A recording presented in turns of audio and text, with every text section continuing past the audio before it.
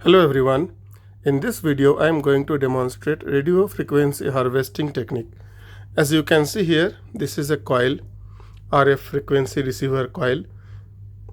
Here you can see one part of the coil, one end of the coil is connected to the ground and the other end of the coil is connected to this, you can see, germanium diode. And output of the germanium diode is connected to this capacitor and the other end of the capacitor is connected to the same ground. As you can see here, across the coil I am getting a voltage of 0.2 millivolts AC. You can see this is the voltage across the coil and you can see this is the harvested voltage 11 millivolt DC. Let's look into the circuit diagram for this harvester. So as you can see, this is the simple circuit diagram of this energy harvester. So I am harvesting radio frequency. I am harvesting radio frequency. So here you can see this is a coil. This is a 4 turns copper wire. You can see this is basically a copper tube, quarter-inch copper tube used in AC tubings. So here the diameter of this coil is 10 inch. Let's look into the coil again.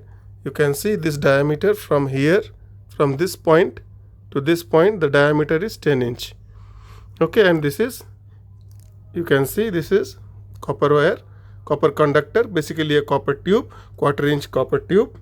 Okay, and I am having 4 turns, 1, 2, 3, 4.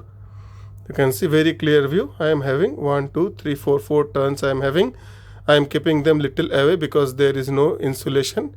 It is just a bare copper. Okay, so that they don't touch with each other, I am keeping them little away. You can see clear view.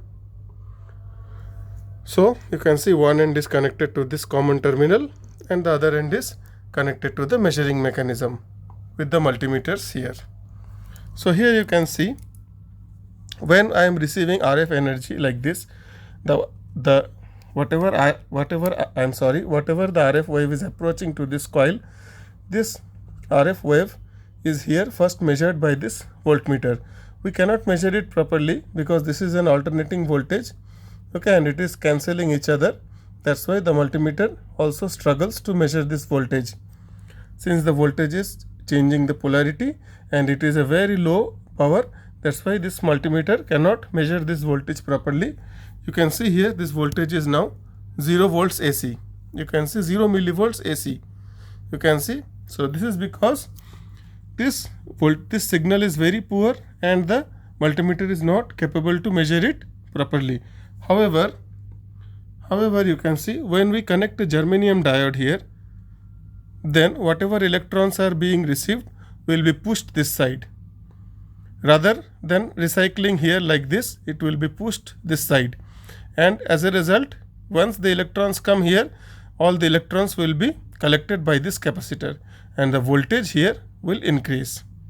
Okay, so this is how the harvester circuit should work. So whatever change in flux is happening here, whenever I am receiving any high frequency radiation, any high frequency wave, there will be a change in electrons. There will be a flow of current basically.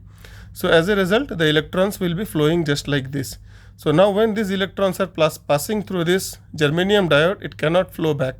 It will come in one direction and it will be collected here. It will be harvested here. The harvested voltage is shown in this voltmeter. You can see here, this is the harvested voltage 11.7 volts, 7 millivolts. 11.7 millivolts DC. This is very low voltage, but still it is harvesting. You can see here the voltage is 11.7 millivolts. You can see the voltage across the coil is 0 millivolt. This is a very, very small voltage. That's why our multimeter is not able to show this voltage. And here you can see, once again I am going to show, this is a germanium diode. You can see the tip of my pen. This is a germanium diode 1N50, and the output of this germanium diode is connected to this capacitor 1000 microfarad. You can see, just a minute. You can see 1000 microfarad capacitor. So the energy is harvested in this capacitor and it is displayed in this voltmeter. You can see. So this is how a basic RF radio frequency harvester circuit works. I have kept this whole setup on a piece of cloth so that the circuit is little away from the ground.